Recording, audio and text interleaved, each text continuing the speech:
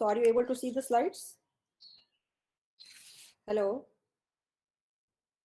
Yes, ma'am. Okay, so I'll start. Okay.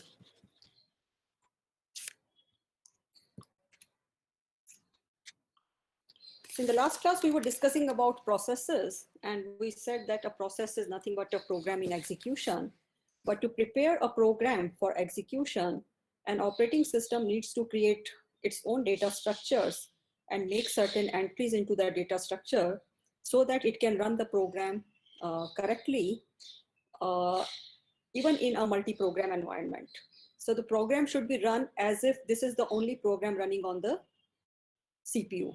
But actually there are multiple programs which are running. So naturally operating system has to save the context of the program whenever the program is deallocated from the CPU. So how is it actually done? We'll be discussing this in this class.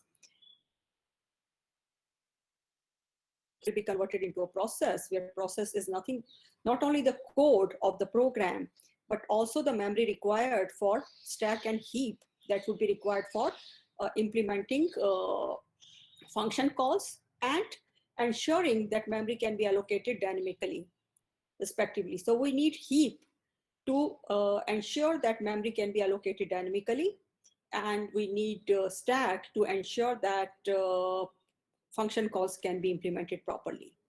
Apart from that, operating system will make the entry of this process. It will assign an integer to this process and keep an entry into this process. So if you run a program multiple times, then each invocation of the program will result into a different process with a different ID and with different memory allocation.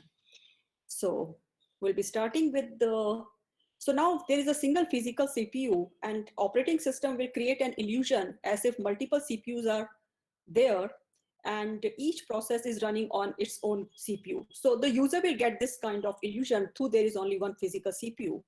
So this is known as CPU virtualization, where the single physical resource appears to have virtual multiple resources.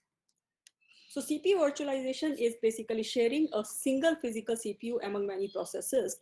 So we are considering a uniprocessor system where there is a single CPU. So this is done through sharing CPU time.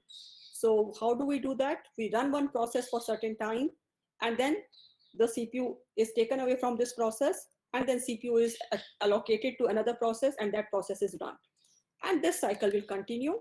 The main purpose of time sharing is to, there are two main purposes. One is to implement multi-programming, but there is another purpose when the user is running too many processes. So if each process is run for a certain time, the user gets a response and he feels that the system is interactive and system is running all its processes in parallel. We'll come to it later on. Now, if there is no operating system, then what would happen? Now, before we come to that, we said that a process is run for some time, and then another process is run.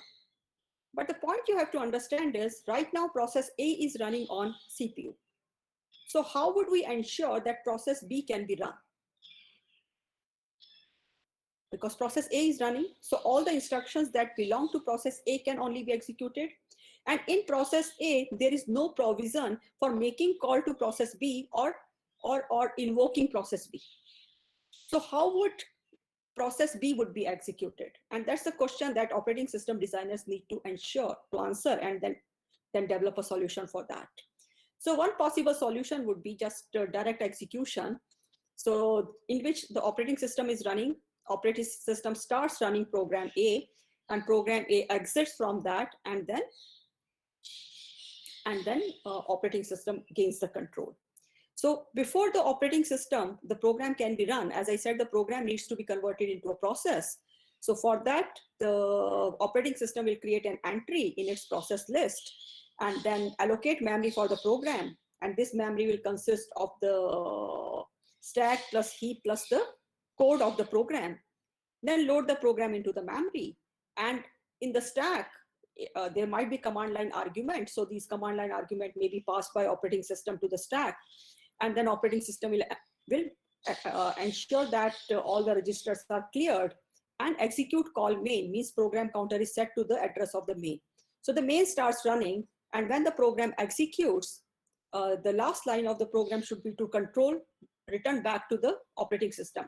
And that can be done because it is like a function call. So naturally, when the operating system executes the call main, it is putting its own return address on the stack. And when the control comes back to operating system, the memory allocated to the process is freed and the process is removed from the process list. So this is what is actually being done. And now here, program is directly interacting with the hardware. So operating program can run any instruction on the hardware. But what would be the problem in this particular scenario? The particular scenario is, what if this program does not exit from the CPU? It keeps running.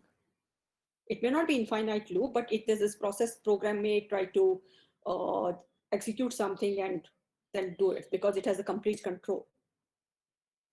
So this could create security issues. This would also ensure that the control doesn't go back to operating system, because the program may corrupt return address also. So so it may jump to some arbitrary code. So this could create problems for us. So the main problem is that if the running process does not transfer control to operating system, what happens? So now operating system has to ensure, no matter what, the control will come back to itself.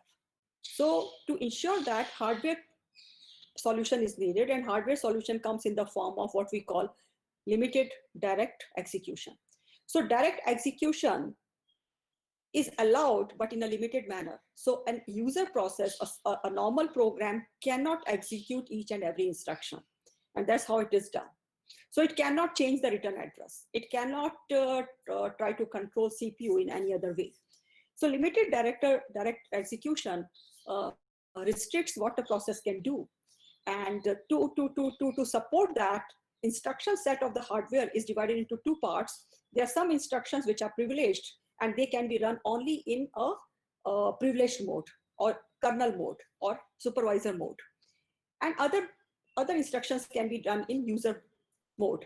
So a user process can run any instruction which is not privileged, but privileged instruction can be run only by the operating system, or any process that has been allocated kernel mode privileges.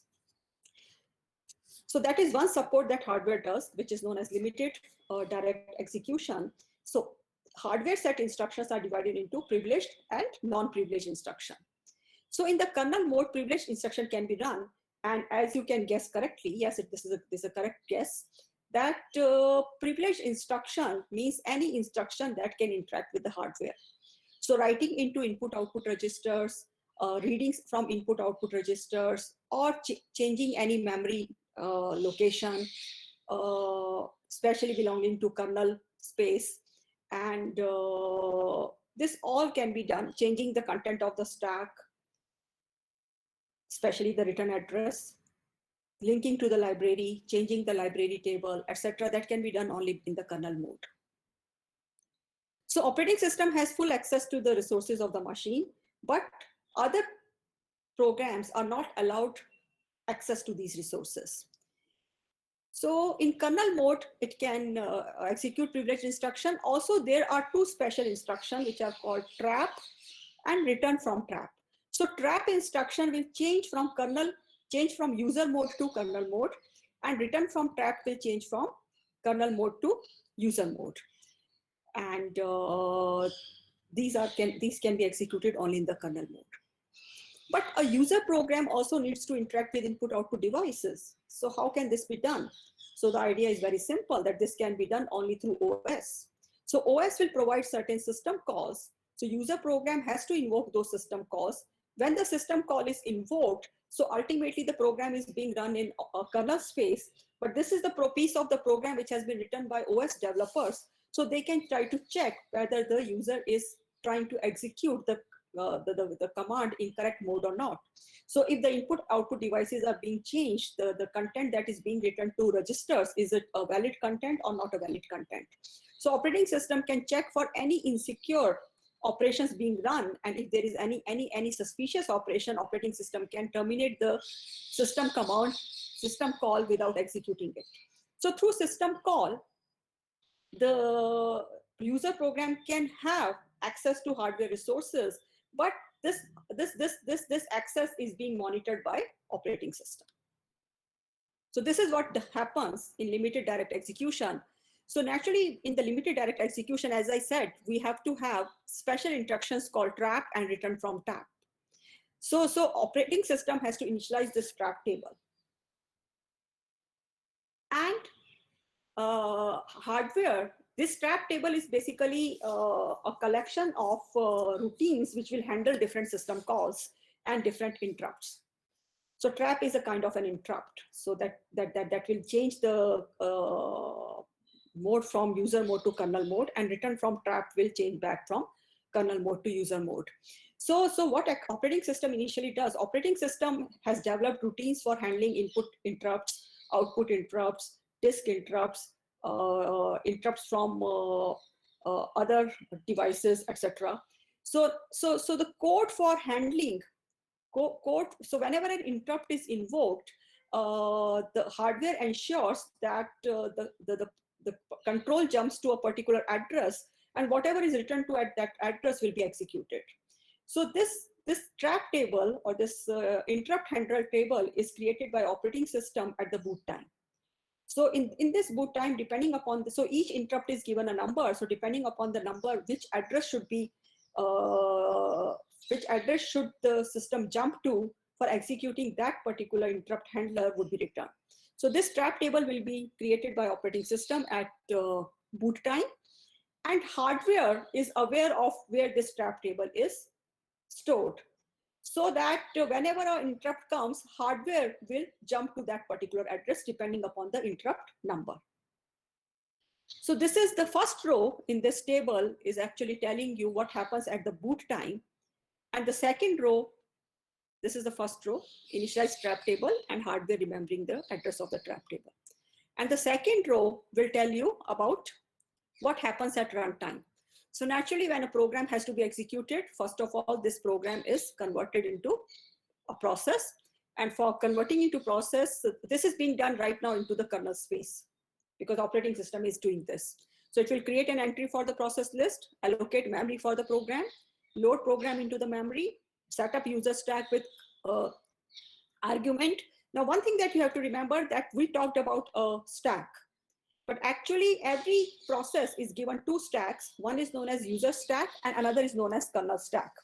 User stack is when the program is running in the user mode, and kernel stack is when the program is being running on the kernel mode. So naturally, kernel stack can be managed only by the operating system.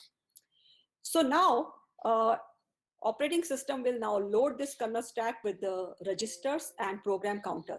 Now, this particular scenario will be needed when we are going to run a program for a certain time, then stop it, and then resume it. So naturally, this is from where the stored context will be retrieved. But anyhow, and now, because now the user program has to be run, so kernel will execute return from trap interrupt. Now, return from trap will be, the trap handler is actually handled by the hardware. So hardware will restore, will read from the kernel stack and load the values into the respective registers. So now operating system and hardware knows in which order the registers are stored. So in the reverse order, the registers will be restored. Then it will change the privilege mode from kernel to user, and then jump to main. So the main will be executed. So the program counter will be loaded, and CPU will start executing main. So now, when the main program is executed, and then if it requires a certain system call, so for calling a system call, depending upon the number of the system call, a particular CPU register will be loaded, and trap interrupt would be generated. When the trap interrupt is received, again hardware will deal with the interrupt handler. So first of all, because now it is changing from user to kernel mode. So it will save the current registers onto the kernel stack and change the privilege mode to kernel mode, and then execute the address of the trap handler, which is nothing but some small part of the operating system, which is nothing but implementing that particular system call or interrupt handler. So operating system will execute that, and then again it will execute return from trap, which will again do the restore the registers from kernel stack, move to user mode, and jump to the program counter after track. So the program is again start executing from wherever it left off. So this is how limited direct execution takes place. Any questions?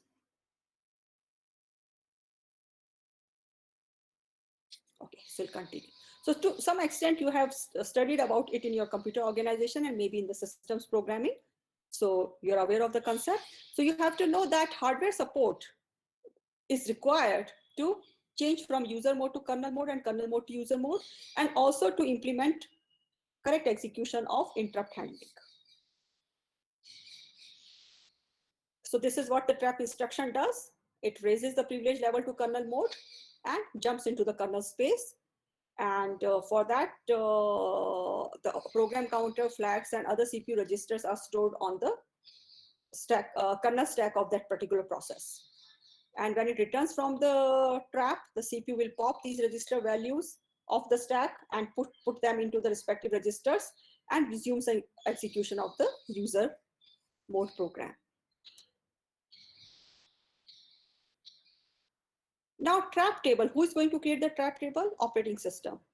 Can we give this responsibility to the program? No. If we give this responsibility to the program, then program may use any arbitrary address as a target of the trap instruction, and it could lead into arbitrary code execution and could create problems. So generally, how the trap table is implemented. So every system call is specified, is given a number, and an address, where address is where actually the system call will be located in the memory. And user program will specify this system call number by initializing a certain register, a certain CPU register by some value. And if system call requires certain parameter, so some specific registers will be stored with those parameters. So system call will read those parameters from those registers only. For system call can say that, let's say we want to read something from a hard disk. So system call may specify that the sector number may be specified in register D, and number of blocks to be read, number of sectors to be read can be specified in register C, and it will read these values from those only. So now when the compiler is compiling the program, then it will ensure that the correct depending upon the instruction set architecture, it will use those registers only. So it is the responsibility of the compiler to ensure that whenever a system call is called, then respective registers are loaded with the parameters, and system call number is passed through a certain address. Generally that would be accumulator. It may be other registers also.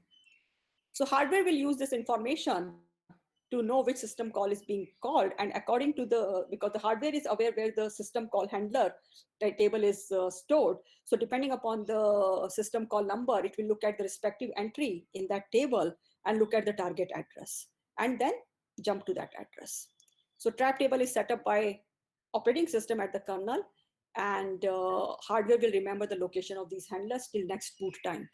Why next boot time? Because it is quite possible that in the next booting, you might have updated the operating system, new system calls might have been added, some old system calls might have been deprecated, and operating system might not be using that. So trap table might change. So what is context switch? So we said that CPU has to be shared between different processes. So for virtualization of the CPU, we require that CPU time. So CPU should switch from one process to another process after certain intervals. So at time t equal to t0, CPU is allocated to process A, and after a certain time, process B should start executing. The question is, how to transfer control to B. Question is, can A do it? Can A transfer the control to B? What do you think? Hello? Hello? So what is your answer?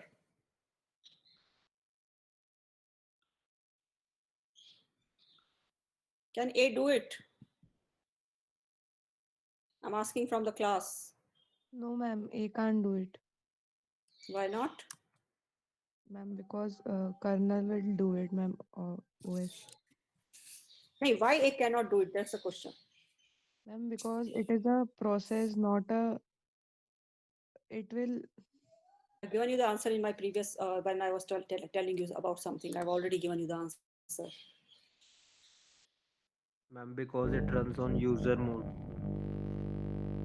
So what? So, ma'am, it cannot invoke the hardware directly to context switch. Mhm. So, ma'am, the OS can do it. Hey, that is okay. OS can do it, but why we cannot allow A to do it? Question is that. Otherwise, process can execute arbitrary code. That's why we don't allow process A to do Yeah, it. so that's the answer. So we do not trust A to do it correctly, part one, because A might have been implemented with bugs or it might have not been implemented correctly. That's part one. Second is that A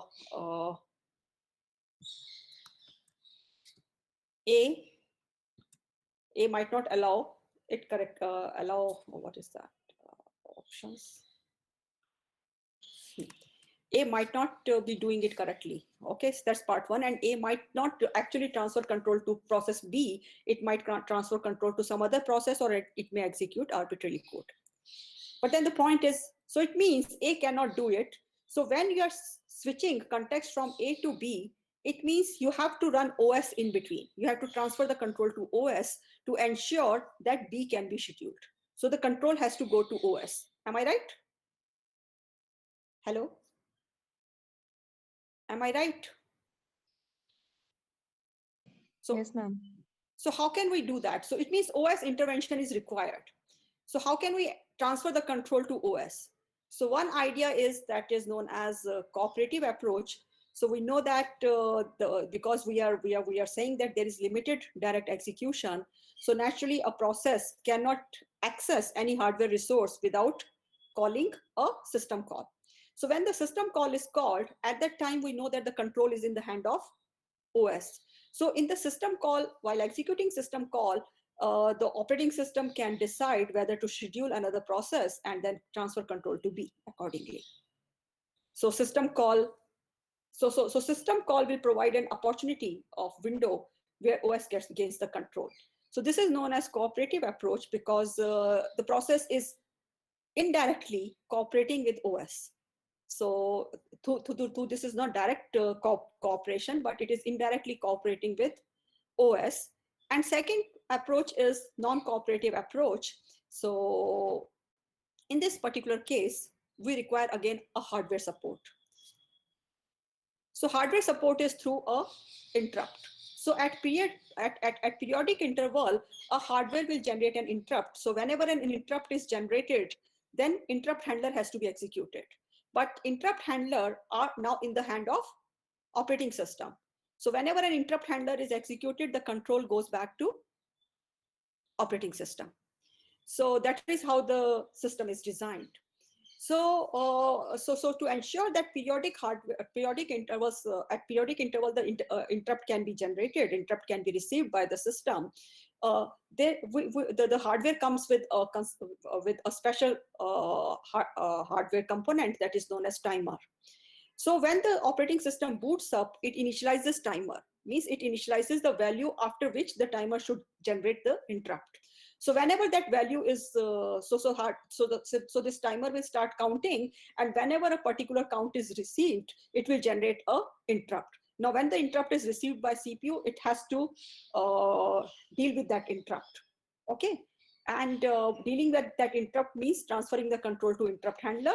And this interrupt handler is nothing but a small program which will try to select which of the process should be run. So basically it is a scheduler. So that is how the non-cooperative approach works. So at the time, so there is a small time, there is a timer, and this timer is nothing but a counter, and operating system can decide what should be the final count when the interrupt should be generated. So whenever that count is attained, the interrupt would be generated. And when the interrupt comes, the way the hardware is designed, at the interrupt handler, timer interrupt handler will be different from other interrupt handler. The context of A will be saved, then interrupt handler will be executed, and within this interrupt handler, a scheduler is run, which will select a process B, and then context of B is restored and B is executed. Generally, when an interrupt comes, or when a program is running and an interrupt comes, then context of that program is saved, interrupt is executed, and then again we resume the same program. But in case of a context switch, when the timer interrupt comes, we save the context of process A, but we resume the context of another process B. That is the difference. So timer and interrupt handler table are initialized by OS at the time of the booting. But now what is context? So context is, for example, a process is running, and right now registers are having certain values, stack pointer, program counter, base pointer, all registers are having some value. Now when the process, if the CPU is taken away from the process and we want to resume the process again, then all these registers should have the same value they had when the process was taken away from the CPU. So this is known as the context of the process. So this is nothing but the contents of CPU registers. Now, the way saving and restoring context, saving context means whatever is the value of the CPU registers, they have to be saved somewhere in the memory. And can you elaborate the second reason for why A cannot execute the code of B? which one, sir? Ma'am, second point, that A can execute arbitrary code. Ma'am, what does it mean in actual? What it means is that A can execute arbitrary code means A can jump to any memory location, and whatever is stored at that memory location, it can execute. So let's say it could be a malware also, isn't it? And it could be like, let's say if there is no restricted access, it can execute kernel itself. So a user program can gain same privileges as kernel. So it can try to format a hard disk. It can try to open certain network ports. That's what it means. Okay, ma'am. So because So arbitrary code execution means that the user program can do something which is not part of the program itself. It can do any arbitrary code. So for example, a simple program which is saying print, saying hello world, may actually format the disk, may actually corrupt the disk. But now it cannot do so. Why it cannot do so? Because if a system call is involved, then system call will check that the disk block that this program is trying to write to is already allocated to certain file. So it will actually abort the program. Because operating system now can check whether the disk block can be changed by this particular program or not, or whether this program has privileges to format the disk or not. But if operating system is not checking this, then the program can do whatever it wants. That's what arbitrary code execution. Arbitrary means any random code. Means Yes, it can ma'am. select any random code. Okay. So the purpose of that would be to gain privileges same as, so it can execute any privileged instruction. It can actually it can ensure that operating system never gains the control. It can change the interrupt handler table, hook interrupts with malicious scripts, and so on. Yes, ma'am, got it. Got it now? Ma'am, So we Yes, don't ma'am. want that to be done. Yeah. ma'am, as you said earlier, that if a process is called again and again, it OS will generate its process ID different. No, I didn't say that. I said that let's say you have a program. Okay, let's say you have which program can be run in parallel? It can be run in multiple instances.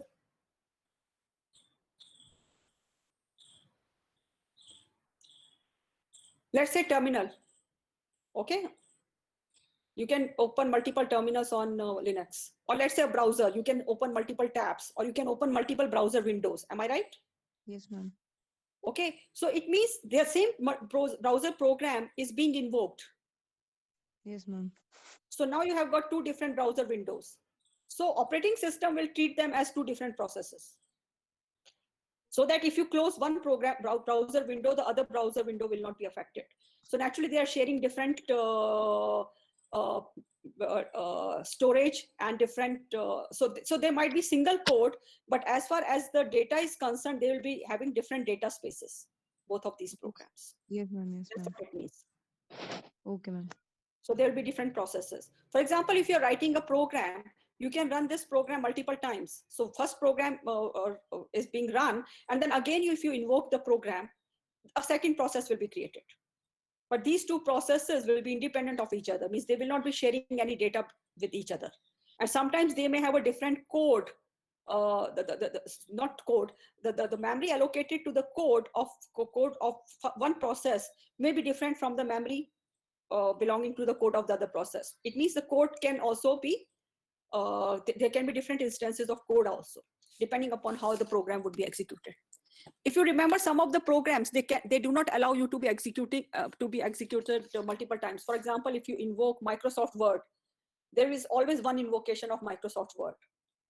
It can allow you to open a different window it can allow you to open a different document, but you will not run two different instances of Microsoft Word, because it checks whether an earlier instance is running or not. If it is running, it does not create a new instance. But some programs allow you to create multiple instances. Some programs do not allow you to create multiple instances. Okay, ma'am. Is that right? Yes, ma'am. Any other question? So as far as OS is concerned, whenever a program execution call comes, it is going to create a new process ID. Same process, it will not check whether the program is running or not. But the program developer can write the code to check whether an instance of program is running or not. And if it is running, it may allow another instance or it may not allow another instance. For example, certain games will allow only one instance. But some programs, they do not care, they will allow you multiple instances. जैसे अगर आप calculator program run करते हैं, तो जब भी आप calculator को वापस इन्वोक करते हैं, तो पुरानी विंडो पे चला जाता है, आपको वही विंडो यूज करनी होती है, वही इंस्टेंस यूज करना होता है. पर कुछ प्रोग्राम आपको मल्टीपल इंस्टेंसेस अलाउ करते हैं. Anyhow, so saving context. So naturally, why we do not want, I said save context, that is the CPU registers values belonging to process A. It can be done only by operating system. We do not allow another process B to do it. Why? Because if otherwise the process B will gain access to the context of the process A, and it can read those registers value and infer something important. मान लीजिए process A was decrypting something, and at that time the key was stored in some register. If process B can gain access to the context of process A, it can actually know the encryption or decryption key. So we do not want that. So the context of saving a context as well as restoring a context has to be done by operating system. Are you following me? Otherwise, there will be an information leakage. Have you understood this? Hello? Yes, ma'am. Yes, Hello? ma'am. Okay. So from security perspective and keeping isolation between the processes, it is necessary that data of a process as well as the code of data of a process cannot be modified by another process. So operating system will ensure that, and context switching will only occur at the end of the instruction. What we mean by that? We said that a program code will consist of machine instruction. तो ऐसा नहीं है कि, so let's say the process is executing instruction, move content of register A to register of B. So now context switch cannot happen in the middle of the instruction. कि A से transfer शुरू हो गया, कुछ bits transfer हो गई थी B तक और आपका context switch हो जाएगा, ऐसा नहीं होगा. Context switch is an interrupt, and the hardware will ensure that this interrupt is handled only when the current machine instruction is executed. So naturally, hardware will be aware of when a machine instruction is executed. Are you with me? So only at the end of a machine instruction execution, the context switch can be can be initiated. Ma'am, how it is ensured that after instruction is done, then only we may Hardware have will be to. aware of that ना. Hardware will be aware of when an instruction is over. Hardware को मालूम है कि इस instruction के लिए क्या क्या micro instructions हैं. तो hardware will be aware of that. Okay, ma'am. Or you can say internally hardware में हर instruction के complete होने पे hardware is aware of that. So hardware will not allow any context switching in between. ठीक है? Hardware कर सकता है ना सर, उसको मालूम है कि ऐड इंस्ट्रक्शन में ये होगा और इसके बाद ऐड इंस्ट्रक्शन कंप्लीट हुई, क्योंकि कंट्रोल आपका जो है control has to be aware of ना कि ये सीक्वेंसिंग हो गई तो ये इंस्ट्रक्शन कंप्लीट हो गया, ठीक है ना, और नेक्स्ट इंस्ट्रक्शन के लिए ये सीक्वेंसिंग है, तो hardware is aware of that, so it will actually synchronise that at the end point of an instruction only the interrupt can be handled. So if the interrupt has come in between, so interrupt will be queued for that time. So then after the end of the instruction, only the interrupt will be taken care of. Okay. So hardware can fix easy end point pe I will receive the interrupt. So interrupt is disabled. So when the context switch is taking place, all interrupts are disabled. Because context switch is not going to take time equal to one instruction, because the context switch will require saving the context of the current process, then trying to then determine which process to be run next, and then restore the context of that process. So this will be requiring some time. So interrupts are disabled during this time so that this activity itself cannot be interrupted. Otherwise, it will be difficult for operating system to implement that. So save context and restore context, I've already explained what does that mean. So this is how the context switching will take place. So right now the operating system is running in the kernel mode hardware. So initially at the boot, the first row is telling you what happens at the boot. At the boot time, the trap table and timers are initialized by the operating system. So what trap table initialization means, that for all the different interrupts, the respective entry is created in the trap table, and that entry actually indicates the address where the respective handler of that interrupt will be stored in the memory. And hardware knows where this trap table is ensured. So whenever a interrupt comes, it looks at the end, and hardware is aware of what is the size of each entry of the trap table. So whenever an interrupt comes with a certain number, the hardware knows which offset in the table has to be used as an address to execute this interrupt. So you can treat this as an array, and interrupt number is a kind of index into that array. So this is how it is implemented. So when the timer is initialized, so hardware will load the counter timer with the count 0 and counter. This is a counter, so it will keep on counting. And when a certain count is reached, it will generate an interrupt. So let's say at runtime process A is running and timer interrupt comes. When the timer interrupt comes, the hardware will save all the registers, in a particular order to kernel stack of process A. Then it moves to kernel mode and jump to trap handler. Trap handler is basically nothing but part of operating system. So it will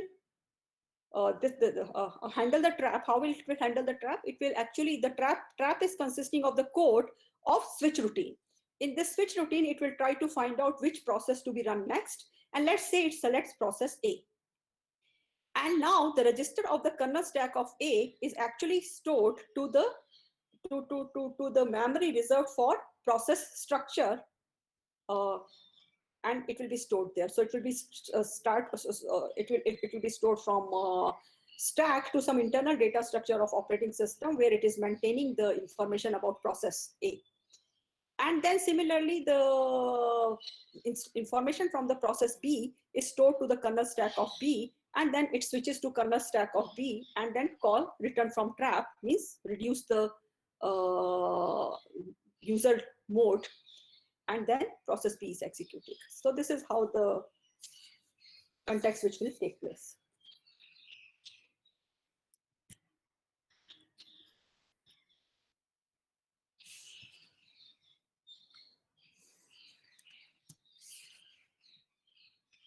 I'll make it slightly smaller because I need to look at the time also. Okay. So at context switching, the running process is moved out of CPU. What can prompt context switching? Context switching can either be when the timer interrupt comes. That's what we have discussed. But sometimes a process may not even reach to that point. It has been allocated certain time, which is known as quantum. So time interval between two timer interrupts is known as quantum. So a process may not finish the quantum which is allocated to it because it requires certain input output. Or process has executed the system call for new process, new child process. So the child process is being created. So this process, the control is going from this process to that system call, which is creating a new process. So that process may also come into maybe scheduled for small time to ensure how the fork command should go. So naturally the context switch will take place. Process is waiting for some signal from another process. It is actually required in your inter-process communication when the processes need to communicate. A process is waiting for something, or you have heard about semaphores, correct? So in semaphore, there is a wait command, there is a wait operation and signal operation. So process might be waiting on some semaphores. So it has to wait for some semaphore, so it will go to sleep. So it might require a context switch. A process gets terminated. So this is what we talked about our process diagram earlier. So process may be new process, ready, running, terminated, blocked, swapped, etc. And we talked about the process control block, which will contain this information. Okay, so when a process moves from one state to another state, new to ready, or ready to running, or running to terminated, or running to blocked, or blocked to swapped, etc., etc. Basically, operating system is moving the process from one queue to another queue. And what could be these different queues? The different queues could be job queue. It means a process has been created new, but it has not been brought into the memory because operating system has not found enough memory to be allocated to it, or operating system has not got chance to allocate memory to it. So the process is waiting in a job queue. A ready queue, a process has been brought into the memory, but it is waiting for CPU to become available. So it is in the ready queue. A process requires certain input, a process requires to do some output. So it is waiting in the respective device queue. And then there might be some queues related to inter-process communication. Processes might be sleeping on semaphores. Processes might be waiting for some message, or they might be waiting to send some message. So they might be blocked till the message is sent or received. Now, in this particular case, we are not showing IPC queue, but this is what is happening. When a process is submitted to the ready queue, once it gets CPU, after when it is being executed in the CPU, if an input-output request comes, it will go into input-output queue. If its quantum expired, then it goes back to ready queue. If it forks a child, it is waiting for child to be executed for some time, and then it can go to the ready queue. And it is waiting for an interrupt. So when the interrupt comes, after the interrupt has been handled, then it will go to the ready queue. So depending upon that. So I think, okay. So see, what is CPU scheduler? CPU scheduler is a software that selects a process to be run. And as you can guess correctly, yes, it is part of operating system kernel. And when it is invoked, when a process requires input output, a process completes input output, process receives a timer interrupt, or process terminates. You can also add when a process forks also. Scheduler are of three types: short term, medium term, and long term. Short term, basically this short term, medium term, and long term are the terms related to the frequency. So short term CPU scheduler will be executing quite frequently. The rate of execution of medium term scheduler would be lower than the short term scheduler, and frequency of scheduling long term or job scheduler would be very, very low. So it will be scheduled at specifically very large intervals. But CPU scheduler, which is also known as dispatcher, will be scheduled, which will be executed pretty fast. So it will be selecting which process to be scheduled next. So at every timer interrupt, it will be executed. So at every quanta, it will be executed, but that will depend upon the scheduling policy. We'll be discussing it in the next lecture. Medium term scheduler I told you that when there are too many processes in the memory and new processes need to be submitted, some of the old processes will be swapped to the disk area, swap area. So this middle term scheduler will select which process to be swapped out and which process to be swapped in. So naturally, this will not be executed too frequently because writing to disk block will require a lot of time. So swapping is an expensive operation, and you do not want to consume CPU cycles for swapping. So medium-term scheduler will be invoked. Of course, you can use direct memory access controller for this purpose, but this will also affect the CPU if you're doing it too frequently, because CPU also needs to access memory. So while direct memory access controller is transferring data from hard disk to memory or vice versa, CPU might not be able to do any read write from memory. So that could also adversely affect. So medium-term scheduler will be actually used quite infrequently as compared to dispatcher. So generally this will be used in time sharing system because whenever a user gives a command, we do not want user to think that its command is not getting any response. So operating system will try to execute that command also and so a long running program may be swapped out. So long-term scheduler or job scheduler, basically it will decide which process to be admitted to the system. So whenever the new processes are coming, which process should be admitted to the system. So the idea is to create a mix of CPU bound and IO bound processes. Why? So what is a CPU bound process? A CPU bound process is a process which will require CPU time, and input output would either be no input output or they will be very infrequent input output operations. For example, let's say we are trying to predict the weather. So there's too much data, and once that data has been read, then no input output might be required because there'll be a lot of calculations which are being done, and only after the completion of this execution an output may be required. So some of the jobs may be very CPU intensive, they require a lot of CPU time. So these kind of jobs will return in high CPU utilization. But the problem with this is that once you start running a CPU bound job, and if you do not try to take CPU away from this job, then other jobs will have to wait for quite a lot of time. So the waiting time for other jobs will be affected, and throughput, that is number of jobs completed per unit time, will go low. On the other hand, there are input output bound jobs, which are user interactive jobs like games, and they will require a lot of frequent input output. So naturally, whenever input output is required, the process is waiting in the input output queue and CPU is free. So they will result in low CPU utilization, but they will increase the utilization of input output devices, which may or may not be that important. But the idea is that if we keep a mix of CPU bound and IO bound jobs, then the utilization of the system will increase, the throughput of the system will be better. So generally, the long-term job scheduler will try to maintain a degree of multi-programming, that there are so many programs along which the CPU time has to be shared, by ensuring a good mix of CPU bound and input output bound jobs.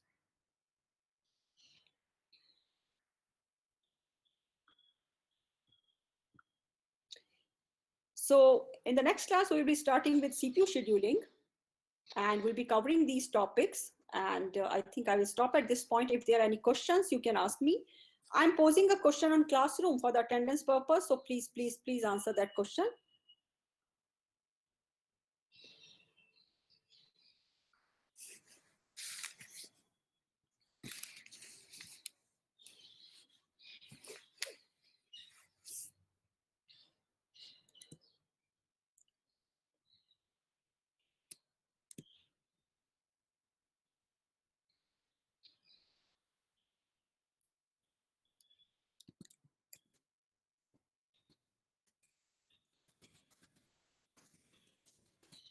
Hello Hello.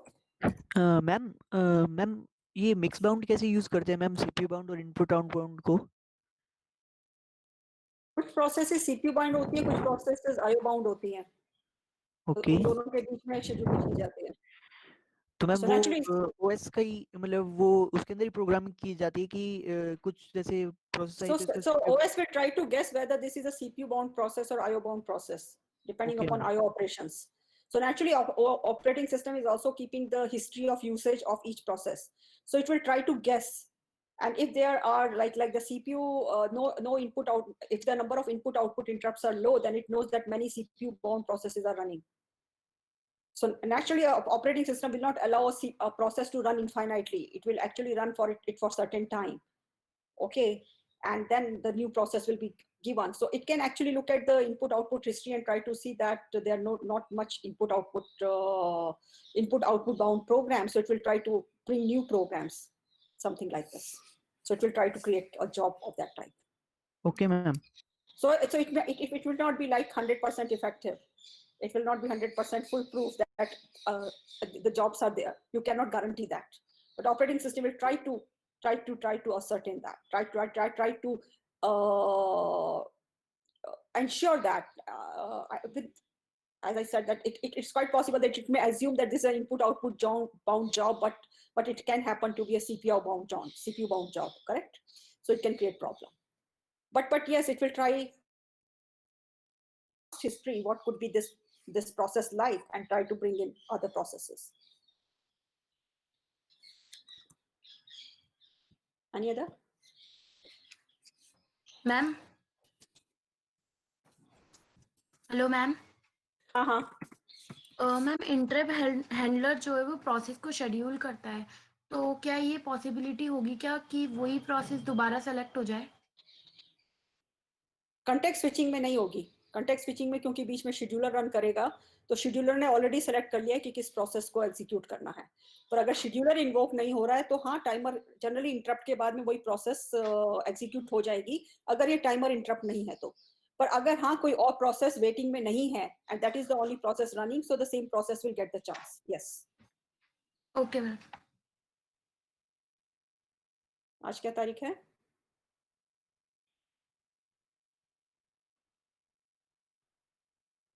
Today is 15, correct? 15th Jan, yes, ma'am.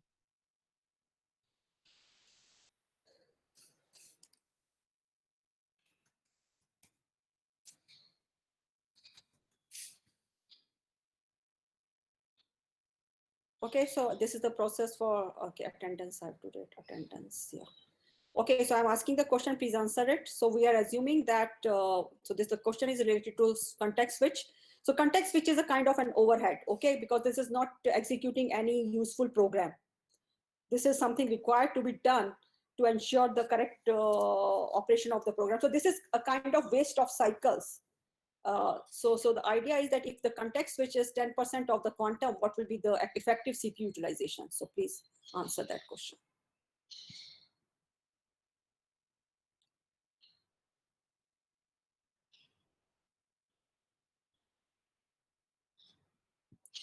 Now, some of you, hello, some of the students,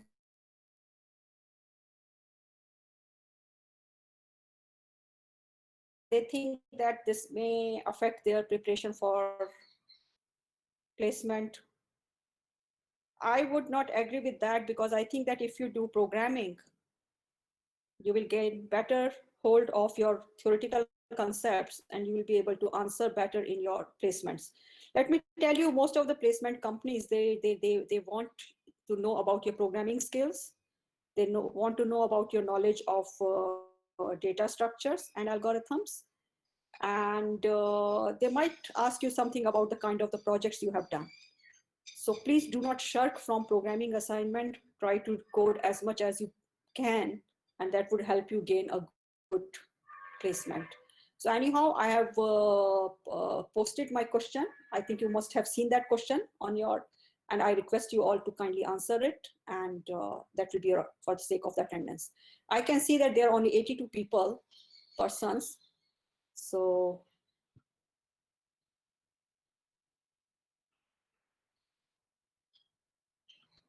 I do not expect more than 82 answers.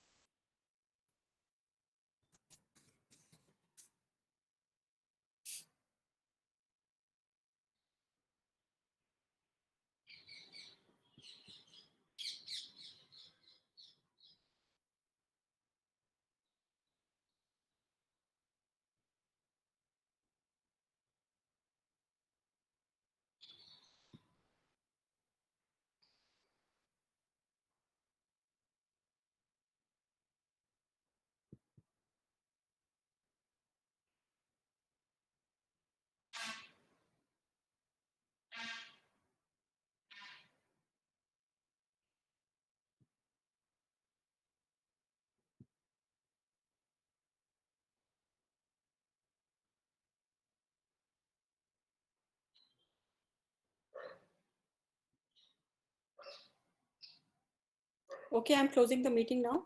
If there are no questions, we'll meet again tomorrow. Sorry, on Monday. So I'll be giving you some assignment to do over this weekend. So have a good weekend.